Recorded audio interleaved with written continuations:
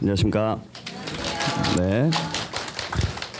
아, 진짜 간만이네요. 이렇게 사람 많이 강의실에. 네. 뭐 여러분들 잘 아시다시피 요즘 공인중개사로 공부하시는 분들이 별로 많지가 않아요. 생각보다. 네.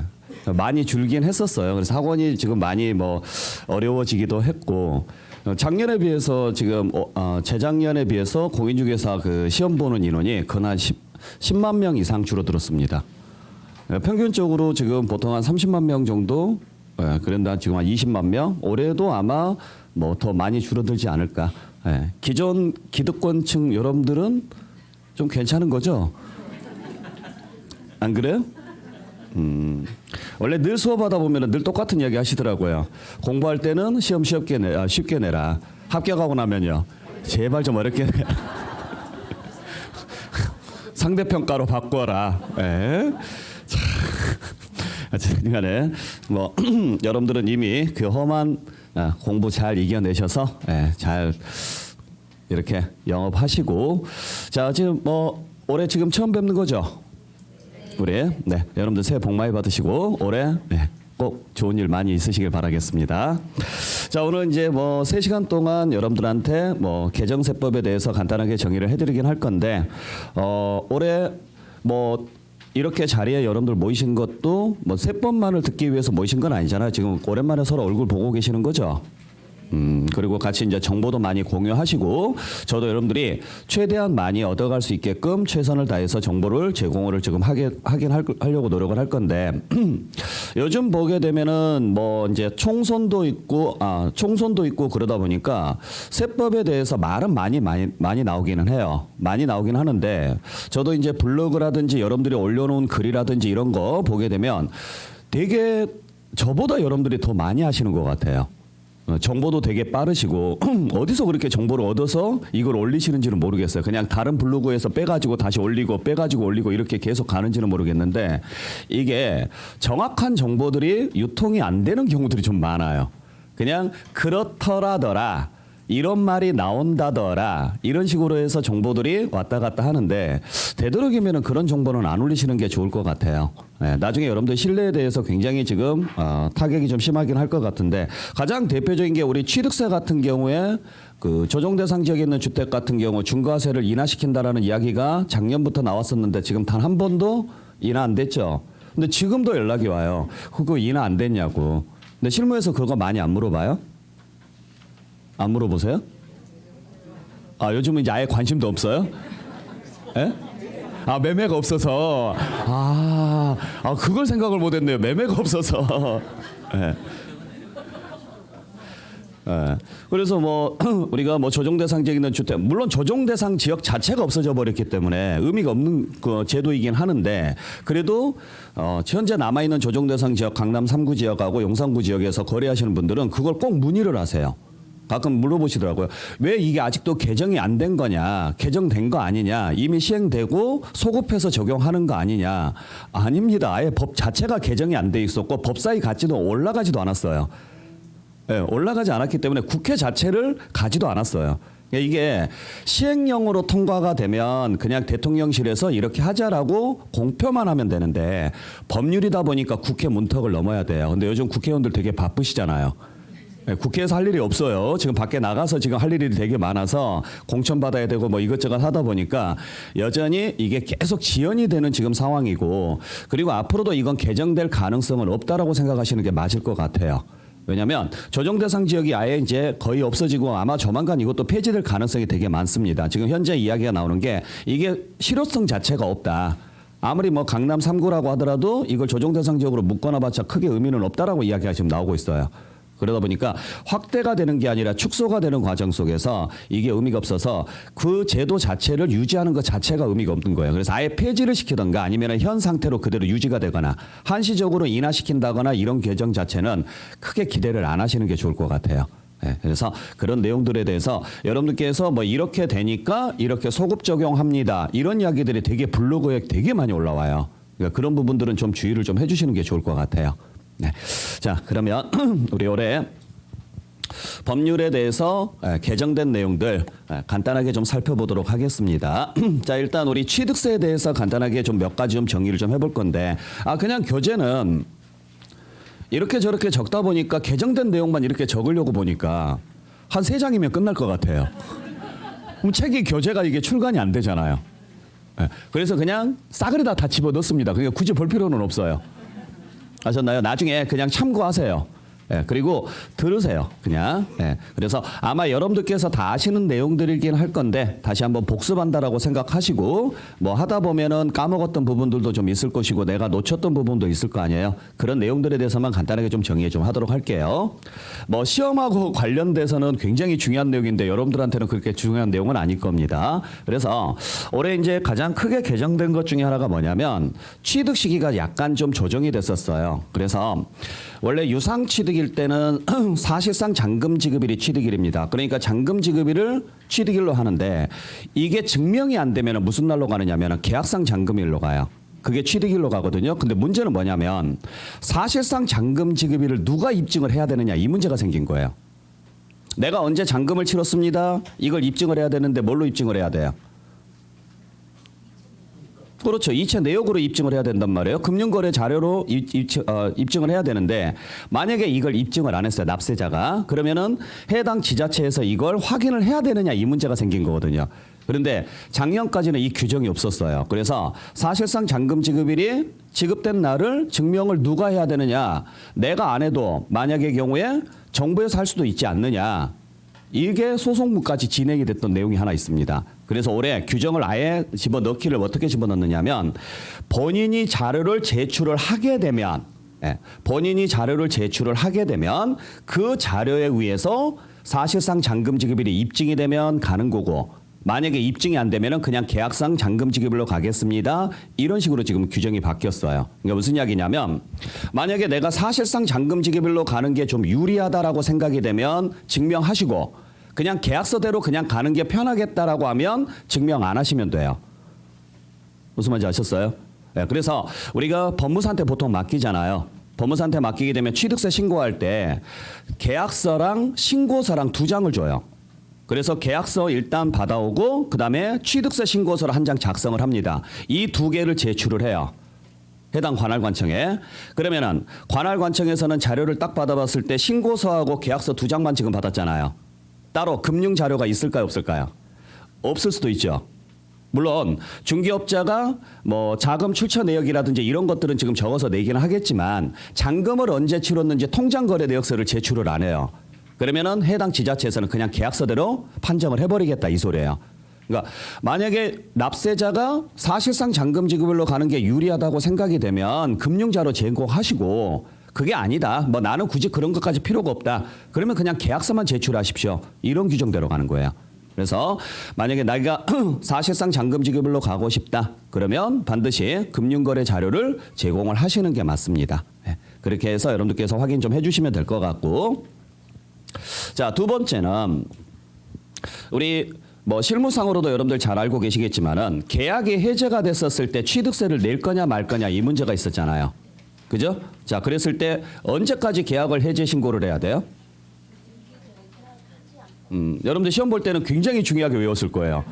등기하지 아니하고 60일 이내 해제 신고서 제출을 해라.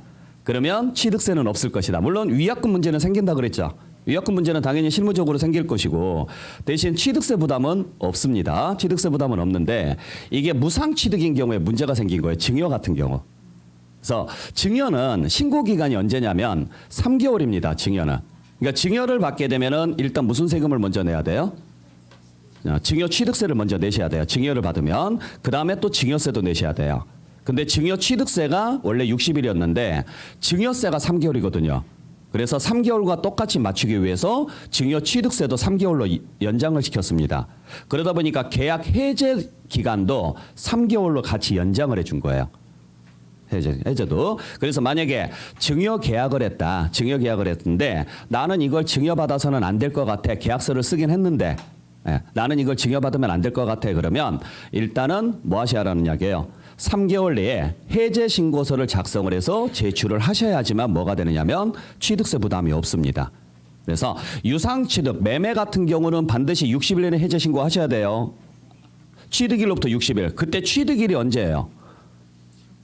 그래요. 그러니까 지금 그게 여기서 문제가 하나 생긴다는 이야기예요. 아까 말씀드렸던 것처럼.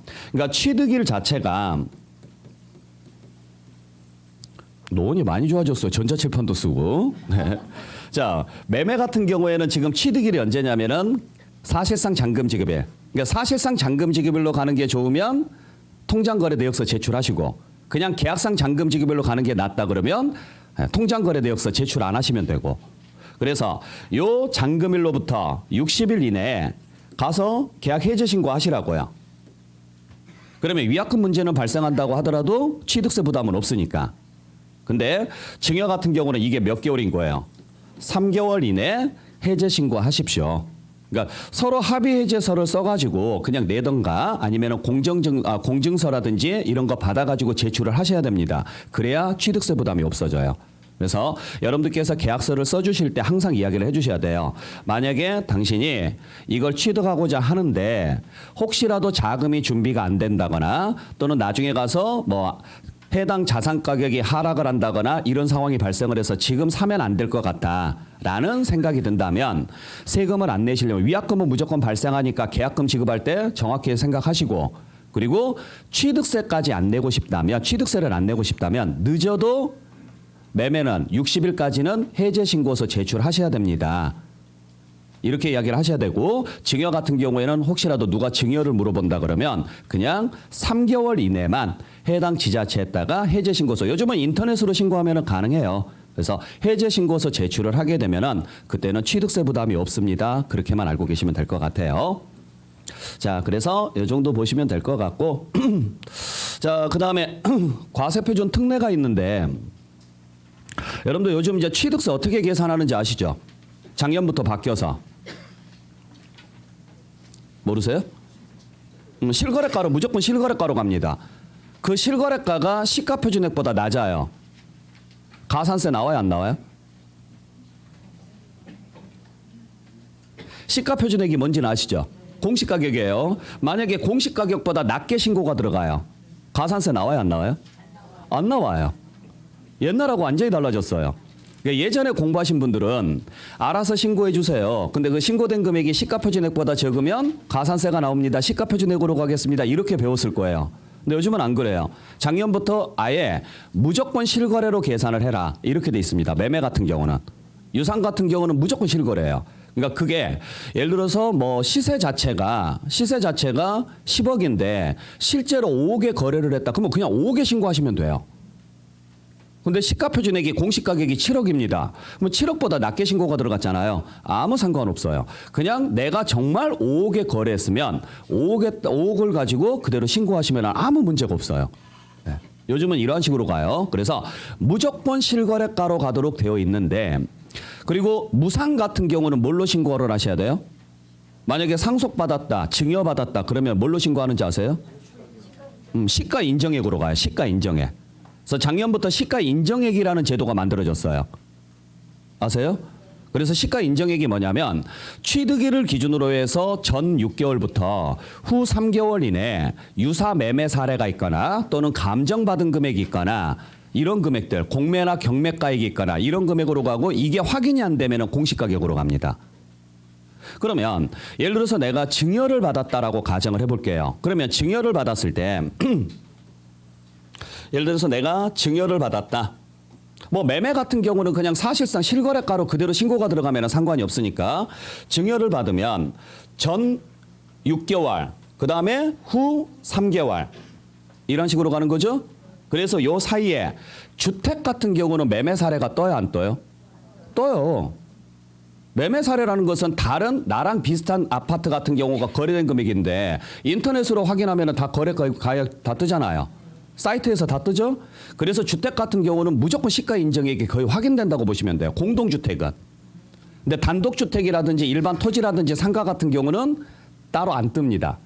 그래서 매매 사례는 거의 없다고 보시면 되고 그러면은 뭘로 가야 될 것이냐 이 문제가 생기는 건데 자 가만히 앉아 있으면은 그냥 뭘로 계산하느냐 공시가격으로 계산해요. 공시가격. 근데 예를 들어서 내가 증여받은 게 공시가격이 4억입니다. 뭐 공시 가격은 되게 낮게 잡히는 줄은 아시죠? 네. 나중에 이걸 팔아요. 그러면 양도소득세 계산할 때 4억으로 잡혔을 때 이게 내가 10억에 판다라고 가정을 하면은 세금이 6억에 대해서 나는 거죠? 그죠? 만약에 이 금액을 좀 더 줄이고 싶다 그러면 미리 가서 뭐 받으시라고요? 감정을 받으시라고요. 감정업자한테 가서. 그래서 감정을 받아서 예를 들어서 한 6억 정도로 감정가액을 끌어올려놔요. 그럼 나중에 양도했을 때 이 금액을 취득가액으로 인정을 해주니까 취득세는 조금 더 내더라도 무슨 세금은 줄어드는 거예요? 양도소득세는 줄일 수가 있으니까. 그러니까 이 방법을 활용을 좀 하셔야 되는데 이건 증여세에서도 그대로 적용이 되는 구조예요. 증여세에서. 그러니까 이제 조금 있다가 마지막 시간에 제가 증여세라든지 상속세에 대해서 간단하게 요즘 이제 말씀을 좀 드리려고 오늘 준비를 좀 하긴 했는데 취득세 부분에서도 항상 이걸 언제든지 고민을 좀 하셔야 됩니다. 매매는 상관없어요. 매매는. 단 매매에서 주의하셔야 될 것은 딱 하나예요. 너무 낮게 취득을 하게 되면 그것도 특수관계인과 거래였을 때 특수관계인과의 거래가 아니면 상관없습니다. 특수관계인과의 거래, 특수관계인이면 누구까지 이야기하는지 아세요? 사돈의 팔촌? 사돈의 팔촌까지는 좀 심했고 예. 그냥 여러분들을 기준으로 해서 사촌까지라고 생각하시면 돼요. 그러니까 정확히 표현하면 아버지 혈족으로는 6촌까지 들어가고 어머니 혈족으로는 4촌까지 들어가요. 정확히 표현하면. 근데 굳이 그렇게 생각하지 마. 솔직히 말해서 아버지 혈족으로 6촌까지 되는 분하고 거래할 일은 거의 없어요. 그죠? 형제분하고 거래할 일도 별로 없는데 근데 혹시라도 이렇게 거래를 해야 된다. 내가 재산이 너무 많아서 종부세 부담이 늘어나더라. 그러면은 아는 사람들 또는 내 가까운 사람들한테 재산을 증여를 해주거나 이런 상황이 지금 발생할 수 있잖아요. 그렇죠? 네. 그랬을 때 만약에 증여로 가게 되면은 받은 사람이 증여세를 내야 되지만 매매로 가게 되면은 받은 사람은 취득세만 내면 돼요. 그때 취득세 낼 때 너무 낮게 거래를 하게 되면 문제가 생겨요. 네. 그래서 낮게 거래할 때 얼마까지 범위인지는 아세요? 3억이거나 시가의 5%예요. 시가의 5% 또는 3억 원이에요. 요걸 넘지는 않아야 돼요. 그러니까 그냥 보통 시세대로 간다라고 보시면 돼요. 시세대로 간다. 근데 이게 증여세 가면 이따가 말씀드리겠지만 증여세 가면 또 틀려요. 증여세는 시가의 30%하고 3억이에요. 증여세는. 네, 요건 조금 이따가 말씀드릴게요. 네. 그래서 요 내용이 되게 재밌는 게 뭐냐면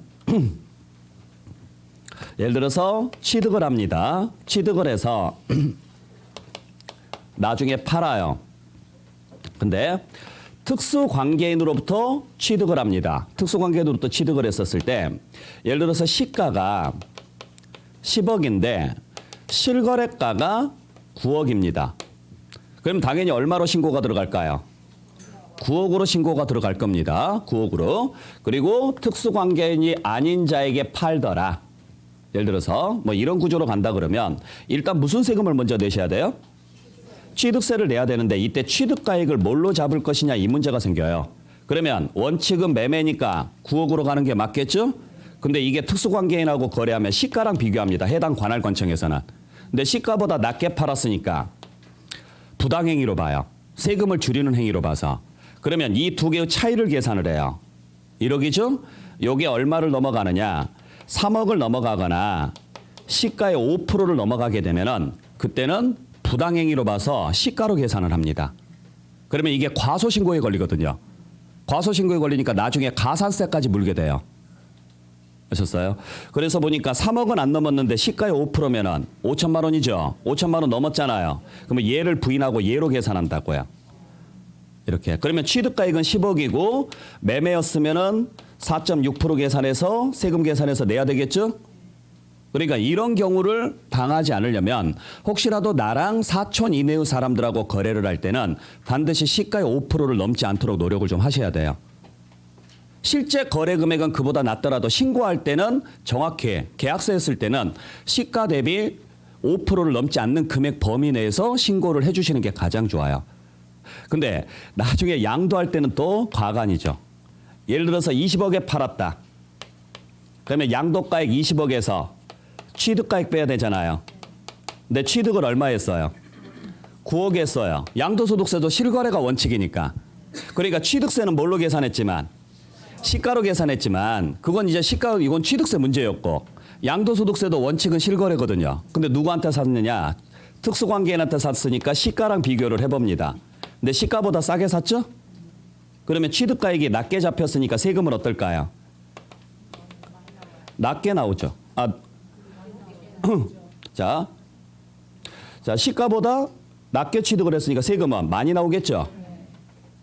자, 20억에서 9억을 빼면 11억에 대한 세금을 내야 되잖아요. 20억에서 10억을 빼면 10억에 대한 세금만 내면 되잖아요. 그럼 세금 많이 나오는 거죠. 세금 많이 나오는 행위는 정상행위예요. 진짜로.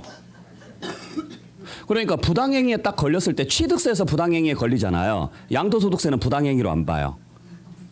그러니까 똑같이 내가 9억에 샀는데 취득세는 10억 가지고 세금 내야 되고 양도소득세는 9억만 빼줘요.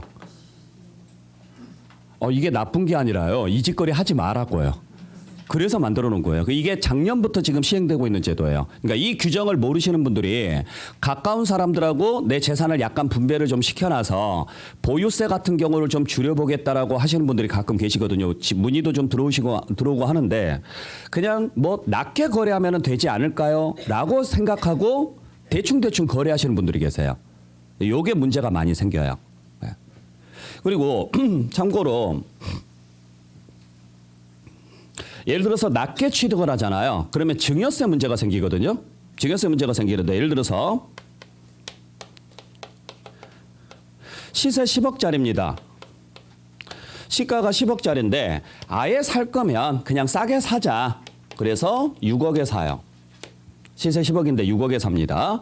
자, 특수관계인으로부터 이렇게 사요. 그러면 일단 무슨 세금을 먼저 내야 되느냐? 취득세를 먼저 내야 되는데 누가 보더라도요. 시가보다 싸게 샀으니까 취득세 부담을 줄이려고 노력한 흔적이 보이죠. 그래서 부당행위입니다. 근데 두 개의 차이가 얼마예요? 4억이니까 이미 3억 넘었죠. 3억 넘었으니까 그냥 10억을 과세 표준으로 하고 4.6% 계산해서 세금 계산해서 내요. 주택 같은 경우는 이제 알아서 뭐 1.2%라든지 그렇게 정리하시면 되고. 요 세율은 알고 계시죠? 따로 설명 안 드립니다. 네. 자, 근데 10억짜리를 6억에 샀으니까 너무 싸게 샀잖아요. 얼마 이득을 봤어요? 4억의 이득을 봤죠? 그래서 4억 부분을 뭘로 보느냐? 증여받은 걸로 봐요. 그래서 그 부분에 대해서 다시 한번 증여세가 부과가 되는데 그 증여세 부담은 요 두 개의 차이가 얼마를 넘어야 되느냐면 시가의 30%나 3억을 넘어야 돼요. 그러면 시가의 30%면 10억의 30%니까 3억이죠? 그죠? 이 둘 중에서 적은 금액을 넘어가면 되거든요. 근데 어차피 지금 둘 다 동일하다고 잡았을 때 결국에는 넘었어요, 안 넘었어요? 넘었죠? 그러면 이 두 개의 차이 1억에 대해서 증여세가 나온다고 보시면 돼요. 증여세가. 그러니까 혹시라도 싸게 거래를 하고 싶다. 자녀들한테 내가 가지고 있는 아파트를 좀 더 싸게 주고 싶다. 그러면 자녀들한테 재산을 넘기는 방식이 여러 가지 방식이 있을 거예요. 이것도 조금 이따가 다시 한번 말씀드리겠지만 우리가 보통 재산을 이전시키는 방식은 항상 두 가지를 먼저 고민을 하셔야 돼요. 죽어서 줄 거냐, 살아서 줄 거냐예요. 안 그래요? 맞잖아요. 죽어서 줄 거냐, 살아서 줄 거냐예요. 자, 죽어서 준다? 그러면은 자녀가 상속세 부담을 져야 됩니다. 상속세 부담을. 두 번째는 살아서 주겠다. 그러면은 방법은 두 가지입니다. 매매로 줄 거냐, 증여로 줄 거냐. 거기에 하나 더 플러스 시키면 부담부 증여로 줄 거냐. 매매하고 증여를 동시에 혼합시킨 거래가 부담부 증여잖아요. 요 세 가지를 동시에 계산을 해봐야 돼요. 매매로 가는 게 쌀 건지, 증여로 가는 게 쌀 건지, 혼합하는 게 쌀 건지. 보통은 부담부 증여가 싸긴 해요. 보통은 부담부 증여가 싸긴 한데 무조건 싸지는 않습니다. 그걸 시뮬레이션을 되게 많이 돌려봐야 돼요. 그러니까 여러분들이 실무에서는 사람들한테 그런 설명을 보통 하긴 해요. 부담부 증여 하시라고. 예? 놀아서 안 해요. 매매가 없어서. 예? 없어서. 예. 근데 가끔 물어보시면 그런 이야기는 많이 하시죠. 부담부 증여는 좀 괜찮은 방법이다 이런 이야기 또는 세무사한테 물어보더라도 부담부 증여로 가는 게 좀 더 낫지 않겠느냐 조건부 증여라고 이야기하잖아요. 예, 근데 무조건 좋은 건 아니에요. 시뮬레이션을 돌려봤을 때 양도 차익이 얼마가 잡힐 거냐 증여가 얼마가 잡힐 거냐 이걸 다 계산을 해봐야 돼요. 예. 자, 근데 만약의 경우에 재산을 넘기는데 매매로 넘겨야 되겠다. 매매로 넘겼을 때 10억짜리를 넘기고 싶다. 근데 크게 부담이 될 것 같으니까 좀 더 싸게 넘기자. 이런 생각을 하신다 그러면 그때는 몇 프로를 넘지 않는 범위 내에서 넘기시는 게 제일 좋아요? 30%를 넘지 않는 범위 내에서 넘기시는 게 제일 좋아요. 일단 취득세는 포기하셔야 돼요. 취득세는 5%거든요. 그러니까 취득세는 5%를 벗어나게 되면 무조건 시가로 계산하니까 솔직히 5%면은 10억에 5%면요. 5천만 원밖에 안 돼요. 그러면 5천만 원 다운시켜봤자 크게 의미는 없잖아요. 그러니까 그냥 취득세는 시가로 낸다고 생각을 하시고 대신 증여세 부담까지 지어야 되느냐 말아야 되느냐 이 문제가 생기는데 증여세 부담을 줄이고 싶다 그러면은 그때는요. 몇 프로를 넘지 않는 범위 내에서 30%를 넘지 않는 범위 내에서. 근데 이것도 고민을 해봐야 될 게 지금 이 상황이면 이분은 10억에 대한 취득세와 1억에 대한 증여세를 내야 되잖아요. 그죠? 그러면 1억에 대한 증여세 다른 건 다 고려하지 않고 그냥 단순하게 계산하면 1,000만 원 나올 거예요. 1억이면 10%거든요. 자, 이 사람이 20억에 팔았다고 쳐요. 그러면 만약의 경우에 7억에 거래를 했다면 이분은 증여세 안 나오겠죠. 취득세는 나오더라도 증여세는 안 나오는데 나중에 양도 차익은 13억에 대해서 내야 돼요. 양도 차익은. 근데 6억으로 갑니다. 그러면 증여세 1억에 대해서는 1,000만 원 세금 내죠. 근데 양도 차익은 14억입니다. 6억이니까 14억입니다. 자, 그러면 여기서도 훨씬 더 세금이 많이 나오잖아요. 무슨 말인지 아셨죠? 그러니까 이렇게 하게 되면 너무 낮게 거래를 하게 되면 나중에 양도소득세 계산할 때도 굉장히 불이익이 커져요. 세금 자체가 많이 나와버리니까. 그래서 되도록이면은 혹시라도 자녀분들한테 이렇게 주고 싶다. 근데 자녀가 이걸 받을 능력이 안 된다. 그러면은 어디까지 증명이 가능하겠습니까? 이 재산을 받을 만한 능력이 어디까지 증명이 가능하겠습니까? 라고 확인을 한 다음에 시세보다 좀 더 싸게 넘겨야 되는 상황이 발생을 한다 그러면 되도록이면 시가의 30%를 넘지 않는 범위. 근데 10억이 만약에 넘어가요. 이 재산이 20억이라고 가정을 해볼게요. 자, 이 재산이 20억이면 20억에 30%면요. 6억이거든요. 그러면 이 둘 중에 얼마를 넘어야 증여 문제가 생겨요? 적은 금액을 넘으면 증여 문제가 생겨요. 적은 금액. 큰 금액을 넘는 게 아니고. 무슨 말인지 아셨어요? 그러면은 20억이면은 6억이 아니라 3억 넘어간 부분에 대해서 자, 20억짜리를 예를 들어서 14억에 줬다. 그러면 6억 나오죠? 근데 6억을 넘지는 않았죠. 근데 이걸로 판단하는 게 아니라 적은 금액으로 판단한다고요. 그러니까 3억 넘어간 금액인 3억에 대해서 증여세가 나오는 거예요. 3억에 대해서. 그래서 만약의 경우에 10억이 넘는 거다. 시세가 10억이 넘는 거면 그 금액을요. 3억 이상의 차이를 내지 마시라고요. 3억 이상의 차이를 내게 되면 그 차이 나는 부분은 무조건 증여세 문제가 생기는 거니까. 그러니까 20억이다. 그러면 그냥 얼마에? 17억 정도에. 그렇게 거래할 생각을 하셔야 되지 너무 큰 금액으로 격차를 벌이게 되면 증여세 문제가 생길 수가 있고 그게 너무 낮아지게 되면 나중에 양도소득세에서도 크게 손해를 보니까 잘 보시고 여러분들이 접근을 좀 하셔야 됩니다. 뭔 이야기하다가 여기까지 이야기가 나왔죠? 그랬죠? 네. 나도 뭘 이야기하다가 지금 까먹어 버렸는데. 네. 자, 그래서 우리가 매매 같은 경우에는 실거래가로 그냥 계산을 하고 그게 시가표준액보다 낮아도 상관없다 그랬어요. 시가표준액보다 낮든 높든 상관은 없습니다. 그냥 실거래가대로 그대로 신고를 하면 되는데 혹시라도 대물 변제로 취득을 했다. 그러면은 그때는 그 대물 변제 금액이 취득가액이에요. 대물 변제 금액이. 그러니까 대물 변제가 뭔지는 아시죠? 물건으로 대신 갚는 거거든요. 예를 들어서 제가 여러분들한테 10억을 빌렸습니다. 10억을 빌렸는데 제가 여러분들한테 건물로 갚아요. 건물로. 근데 건물 시세가 예를 들어서 채무가 10억인데 이걸 건물로 상환을 했단 말이에요. 근데 이 건물의 시가가 예를 들어서 8억입니다. 시가가. 자, 그러면 이 건물로 딱 상환을 했었을 때 여러분들이 좋아.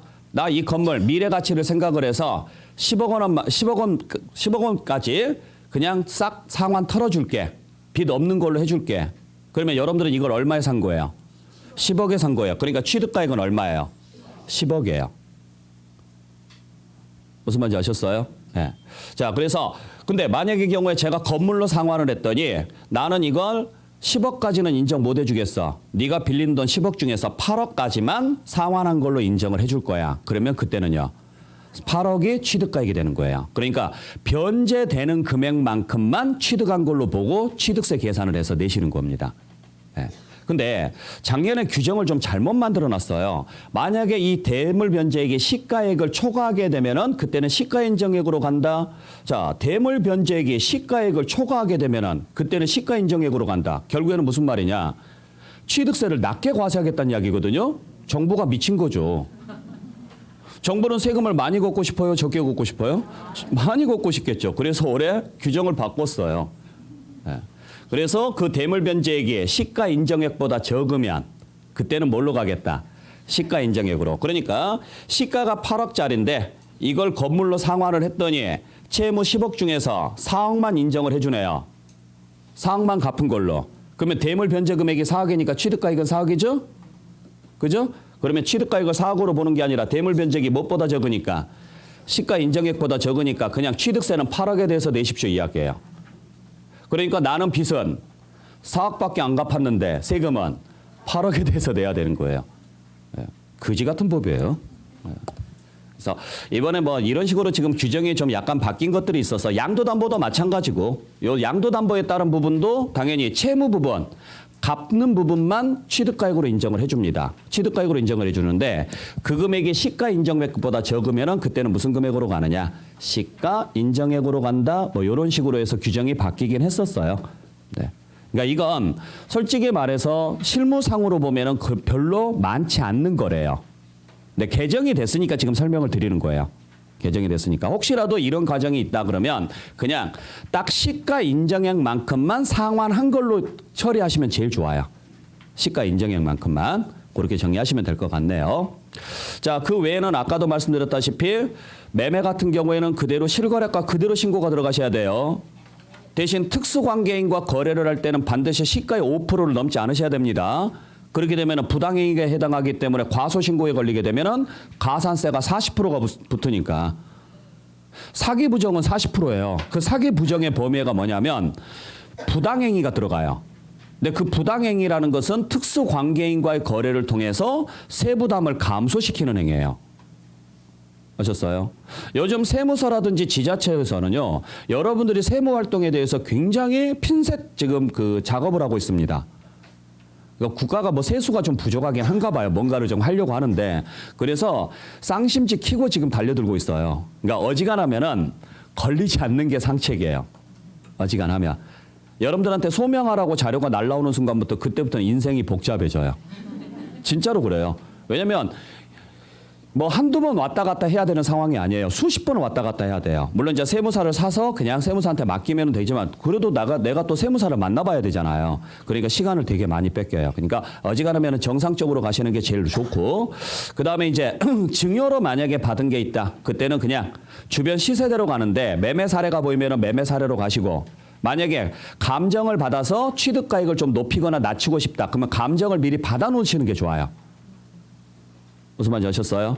근데 나는 그냥 이것도 저것도 하기 싫어. 그냥 가만히 있을래. 그러면은 그때는 그냥 공시가격으로 계산을 해버립니다. 증여는.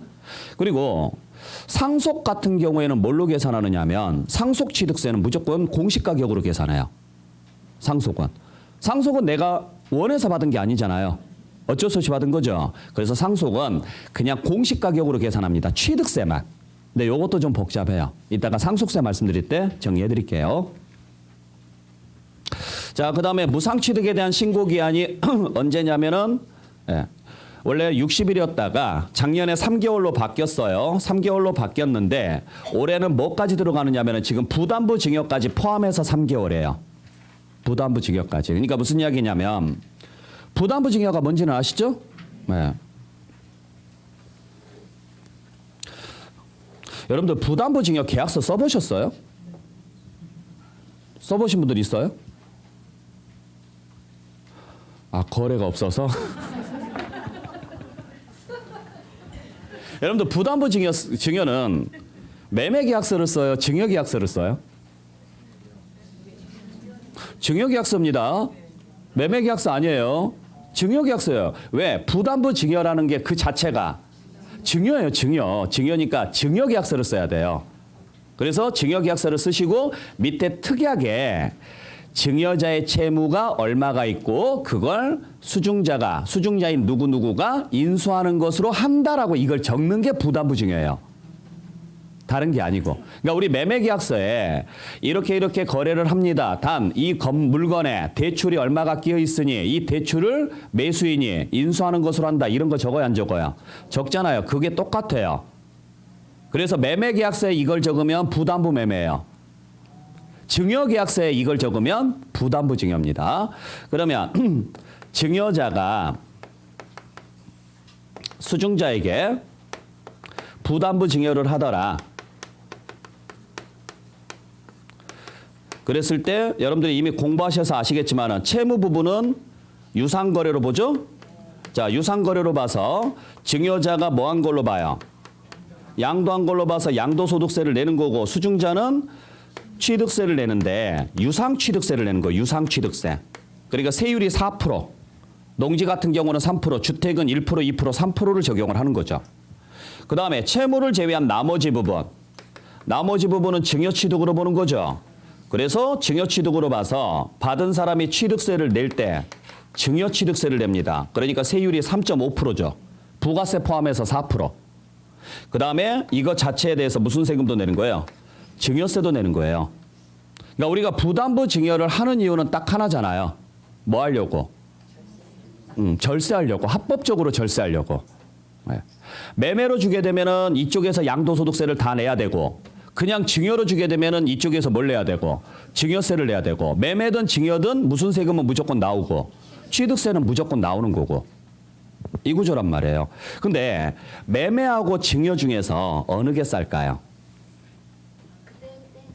그렇죠? 맞아요. 그때그때 다릅니다. 여러분들께서 뭐 증여가 싸다, 매매가 싸다 그런 이야기 하시면 안 돼요. 아셨나요? 왜냐면 이게 계산식이 완전히 다르기 때문에 그래요. 계산식이. 그러니까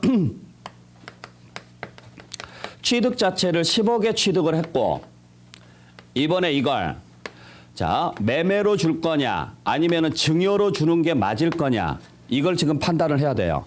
근데 매매로 주게 되면 뭘로 계산해야 되느냐면 실거래로 계산을 해야 됩니다. 실제 거래된 금액으로. 그래서 예를 들어서 20억에 팔았다. 그러면 양도 차익이 다른 거 없다고 가정하고 10억에 대해서 양도소득세를 계산을 해서 내야 돼요. 근데 만약에 이걸 증여로 주게 되면 실거래가 나올 리가 없잖아요. 증여는 공짜로 주는 거니까. 그러니까 뭘로 계산해야 돼요? 시가로 계산을 해야 돼요. 근데 여기서 말하는 이 시가라는 게 뭐냐면 시가라는 게 아까 말씀드렸던 것처럼 유사 매매 사례가 있거나 감정을 받은 금액이 있으면 그 감정가액으로 가는데 이도저도 없다. 그러면 그때는 기준시가로 가요. 공시가격으로. 그래서 단독주택이거나 일반 공장이거나 일반 토지이거나 이러한 것들은요. 유사 매매 사례가 나올 리가 없어요. 감정을 따로 받지 않는 이상은 시가로 볼 수 있는 금액이 없다고요. 아셨어요? 그래서 공시가격을 확인을 해보니 공시가격은 12억으로 현재 공시가 되어 있습니다. 그러면 이 사람은 12억에 대한 증여세를 내는 거죠. 자, 그러면 10억에 대한 양도소득세와 12억에 대한 증여세 어느 게 쌀까? 논란의 여지가 많죠? 그죠? 예. 근데 양도소득세 세율이 잘 아시다시피 10억부터는 몇 프로인지 아세요? 45%예요. 45%라고 10억 넘어가면요. 굉장히 세죠? 증여세는 10억이면 얼마인지 아세요? 1억, 5억, 10억 이렇게 가거든요. 예. 10%, 20%, 30%, 40%입니다. 보세요. 여기서 5% 차이 나요. 이게 차이가 생각보다 많이 나요. 예. 그러니까 이렇게 계산하면 이게 금액적으로는 더 커 보이죠. 근데 세율 적용하면 얘가 더 적게 나올 수도 있어요. 예. 그래서 증여세가 훨씬 더 적게 나올 수도 있으니까 이게 양도 차익이 크면 클수록 오히려 양도소득세 부담이 훨씬 높습니다. 근데 예를 들어서 이 사람이 15억에 취득을 했어요. 그리고 이번에 20억에 팔았다. 그러면 양도 차익은 5억밖에 안 되죠? 이때는 양도소득세가 훨씬 싸게 나오겠죠. 이때는.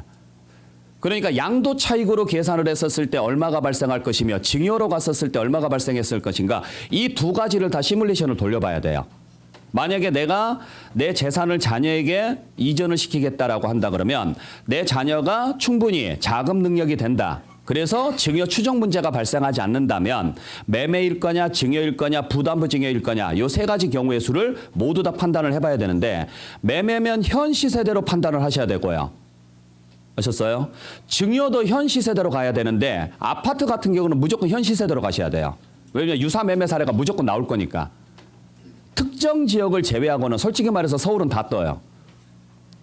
그죠? 거의 매일매일 거래가 되니까 비슷한 지역에서 비슷한 평수에 비슷한 아파트가 거래된 게 나와요, 안 나와요? 나오거든요. 그러니까 그냥 무조건 시세대로 간다고 보시면 돼요. 근데 단독주택, 토지 이러한 것들은 그냥 공시 가격을 확인해 보는 게 제일 맞습니다. 그래서 단순하게 우리가 접근할 건 아니다. 자, 근데 이때 요 증여세가 몇 개월 이내에 신고하셔야 되느냐면 3개월 이내에 신고하셔야 돼요. 그러다 보니까 이 소득세도 몇 개월 이내에 신고가 들어가요? 3개월 이내에 신고가 들어가요. 똑같이. 왜냐면 어차피 똑같이 세무서로 갈 거니까. 근데 문제는 얘가 문제가 생겼어요. 취득세가 유상은 60일이에요. 증여는 3개월입니다. 똑같은 취득세인데 일부는 60일 이내 내야 되고 일부는 3개월 이내 내야 되죠? 이거 말도 안 되는 소리죠. 그래서 계산은 따로따로 하되 유상 부분은 유상 취득세율을 적용하고 무상 부분은 무상 취득세율을 적용을 하되 그렇게 해서 나온 세금은 그냥 3개월 이내에 신고하고 납부하십시오. 그래서 부담부 증여는 모든 세금을 다 몇 개월 이내에 낸다고 보시면 돼요. 3개월 이내에 냅니다 라고 보시면 될 것 같아요. 네. 자, 그 정도 정리하시면 되고 자, 그다음에 이번에 뭐 이제 추가된 내용이 특례법에 의해서 뭐 감면 규정이 몇 개 지금 신설된 것들이 좀 있긴 해요. 첫 번째가 양육을 위해서 주택 취득에 대한 취득세를 감면을 해줍니다. 이게 지금 여기 안 나와 있을 거예요. 지금 최근에 나온 내용이라서. 나와 있나요? 안 나와 있죠? 네. 그래서 지금 가장 최근 것까지 그냥 넣는 건 지금 넣다 보니까 설명을 하다 보니까 지금 교재 없는 내용들도 있어요. 이 교재는 한 달 정도 지금 전에 쓴 거고 교재가 먼저 나와야 되니까 그러니까 그냥 들으시길 바랍니다. 그래서 내년 12월 31일까지 내년 12월 31일까지 자녀를 출산한 부모가 자녀랑 같이 살 목적으로 주택을 취득을 했다. 그러면 취득세 감면을 해주는데 그게 얼마 이하짜리냐면 12억 원 이하짜리야 돼요. 아시겠어요? 그리고 출산일 1년 이내, 출산 전 1년 이내 또는 출산 후 5년 이내 취득을 하셔야 되고 그렇게 해서 취득을 해서 몇 주택자가 돼야 돼요? 1주택자가 돼야 됩니다. 결국에는 무주택자가 취득을 해야 된다는 이야기죠. 실거주 목적이에요. 요즘 여러분들 정책 보게 되면 되게 재밌잖아요. 애들 많이 낳으라고 요즘 정책이 지금 많이 나오고 있죠? 예. 그래서 가장 대표적으로 이슈가 됐었던 게 뭐였는지 아세요? 증여 문제. 들어보셨죠? 예. 그래서 결혼을 하거나 자녀를 출산을 하거나 그랬을 때 부모가 얼마까지 지원이 가능하냐 이 문제가 생겨요. 예. 누가 그래요? 1억 5천씩 3억이라고? 뉴스에서 그렇게 나왔어요? 아닙니다. 1억씩입니다. 1억씩. 네, 그래서 최대 2억까지. 네, 최대 이건 뒤에 가서 말씀드릴게요. 네. 자, 그래서 그러한 내용들인데 거기에 추가해가지고 이게 지금 하나 더 추가된 거예요. 그래서 만약에 자녀 출산을 하신 분이 출산하기 전 1년 전부터 출산 후 5년 이내에 주택을 취득을 했고 당연히 주택을 취득했을 때 자녀 띄워놓고 혼자 살 건 아니잖아요. 물론 그럴 수는 있어요. 조부모한테 맡겨놓고 혼자 살겠다. 그러면 안 돼요. 같이 살 목적으로 주택을 취득을 했으면 취득세를 감면을 해주는데 그 감면 자체가 500만 원 이하면 500만 원 전액 다 공제해주고요. 만약에 500만 원을 넘어가면 500만 원을 뺀 나머지 금액에 대해서 그 금액에 대해서만 공제를 해주는 거니까 세금을 내면 되는 거니까 자. 여기 생애 최초라는 말 없어요. 이건요. 그러니까 생애 최초는 따로 규정이 있어요. 생애 최초 규정은. 그러니까 이러한 규정 자체를 여러분들께서 보고 싶다면 지방세 특례 제한법을 들어가셔야 돼요. 지방세 특례 제한법. 그러니까 여러분들이 세법 같은 경우라든지 다른 법률들을 볼 때 주로 사이트를 뭘 이용을 하세요? 제발 좀 이용 좀 해주세요.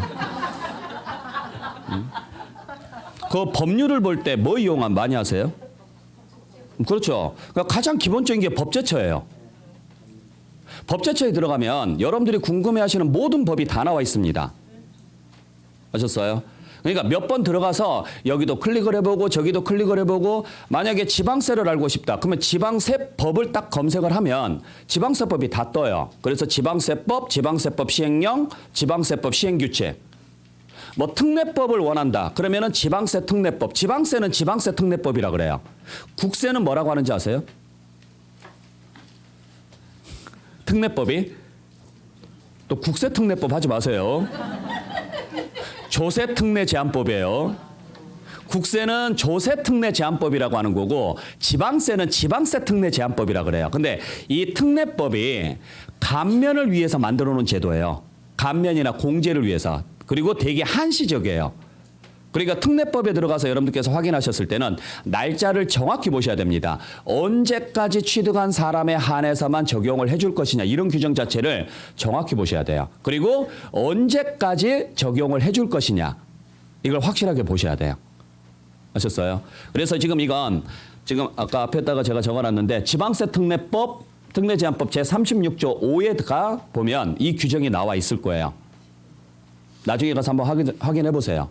그리고 이제 혹시라도 아직 국회에서 통과는 안 됐지만 국회 계류 중이거나 또는 법사위에 현재 계류 중인 것들을 보고 싶다. 그때는 국회로 가셔야 돼요. 국회 사이트에. 근데 이게 지방세 같은 경우가 좀 문제가 생겨요. 그리고 이제 시행령 같은 경우는 어디로 가면 주로 많이 보이는지 아세요? 시행령? 시행령이 뭔지는 아세요? 진짜로? 시행령은 아까도 말씀드렸지만 국무회의를 통해서 대통령이 공표만 하면 되는 거예요. 이해되셨죠? 그 시행령은 기획재정부로 들어가셔야 돼요. 기획재정부. 기획재정부에 들어가면 보도자료가 나와 있거든요. 그 보도자료에 보면은 시행령에 대한 내용들이 이렇게 해서 뭐 세제실, 정책실 이런 부분들이 있는데 세제실에 들어가게 되면 그 자료들이 쭉 떠요. 이번에 이렇게 하겠습니다. 이러이러한 정책들을 시행할 예정입니다. 근데 시행령은 그렇게 공시가 뜨잖아요. 그럼 거의 100% 진행을 한다라고 보는 게 맞아요. 네. 그래서 그러한 자료들을 여러분들이 좀 활용을 좀 하시길 부탁드립니다. 자, 근데 만약의 경우에 이게 자녀 출산을 목적으로 자녀랑 동거를 출산한 자녀랑 동거를 목적으로서 주택을 취득을 했고 500만 원까지 감면을 받았는데 만약에 이 사람이요. 같이 살지 않거나 이건 누가 보더라도 죽일 놈이죠? 또는 3년 미만 내에 해당 지분을 매각하거나 딴 사람한테 팔았다. 이건 같이 살 목적으로 보지 않습니다. 그래서 그때는 감면했던 거 그대로 추징하고 가산세까지 부과합니다. 오래오래 사시라고요. 감면해 줄 테니까 오래오래 사시라는 이야기예요. 네? 그러니까 그 규정은 아직 시행령이 안 나와 있어요. 그러니까 그런 부분들이 발생을 했다. 부득이한 사유가 발생을 했다. 그건 좀 더 지켜봐야 돼요. 네. 그러니까 이게 올해 만들어진 거거든요. 올해 만들어진 거니까 이제 법을 만들어 놓고 그다음에 뭘 만들어야 돼요? 시행령이 나와야 돼요. 이제 구체적인 시행령이. 그게 아직 안 나와 있는 거죠. 그러니까 그걸 계속적으로 수시로 우리가 봐야 돼요. 네. 제가 미쳤다고 세법을 해가지고. 정신이 나갔죠? 네. 자, 그래서 우리 그 지방세 특례법에 여러분들 들어가 보시게 되면은 지금 방금 봤던 게 역시 지방세 특례법 제35조 지금 항목이었죠? 네. 36조의 3을 보시면은 방금 말씀하셨던 것처럼 생애 최초 구입주택. 네. 여기에 대한 감면 규정이 나와 있을 거예요. 네. 그걸 보시고 여러분들이 확인하시고 이게 원래 올해까지 끝났었어요. 근데 내년까지 연장을 해줬습니다. 그래서 25년 12월 31일까지 연장을 해줬고 그다음에 36조의 4에 가보게 되면 전세 사기 피해자들 분들 있잖아요. 이분들이 그 집을 떠날 수가 없으니까 집을 취득을 해요. 네. 이런 부분에 대해서 아니면 이 집을 취득을 해서 가지고 있으면서 재산세를 내야 돼요. 이런 부분에 대해서 감면 혜택이 들어가는 부분들이 있어요. 그래서 만약에 26년까지 해당 사기당한 주택을 취득을 했다. 그러면 취득세는 최대 200만 원까지 감면 혜택이 주어집니다. 취득세는. 솔직히 말해서 이 정도면 감면 혜택 한 1,000만 원 해줘야 맞는데 그렇잖아요. 그러니까 주로 이제 대부분 전세 사기를 받으신 분들이 대부분 누구냐? 빌라에 사시는 분이에요. 빌라에. 그러니까 솔직히 말해서 취득세 부담이 그렇게 크지는 않을 거예요. 물론 뭐 다 그렇지는 않죠. 굉장히 취득세 부담이 큰 분도 계실 수도 있을 거예요. 내가 떠나느니 차라리 이 집 내가 경매로 받아서 나는 여기서 살 거야. 이럴 수도 있잖아요. 그분들을 위해서. 그다음에 재산세도요. 3년간은 50% 또는 20% 금액에 따라서 좀 달라지긴 하는데 감면 혜택도 줍니다. 그래서 전세 사기를 당하신 분들을 위해서 여러 가지 정책이 나오긴 해요. 예. 가장 대표적으로 정책이 뭐가 있었느냐면 이미 시행되고 있는 정책이 그 집이 매각이 됐었을 때 원래 매각 대금에서 전세권자보다 먼저 가지는 게 당했어요. 알고 계시죠? 예, 공부할 때 아마 배우셨을 겁니다. 재산세나 종합부동산세, 상속세, 직여세를 먼저 가져가요. 근데 국세에서 이걸 양보를 했어요. 종합부동산세에서. 그래서 만약에 전세 사기로 인해서 물건이 경매로 넘어왔다. 그래서 이게 매각이 되면 그 매각된 금액 중에서 종합부동산세로 받아갈 돈이 있잖아요. 그 받아갈 돈을 그 피해자분들한테 먼저 보상을 해주도록 돼 있어요. 근데 지방세는 또 그게 없어요. 국세만. 지방세까지 솔직히 재산세 받을 것도 먼저 보상을 해주면 좀 더 나을 건데 그 규정이 아직 안 들어와 있어요.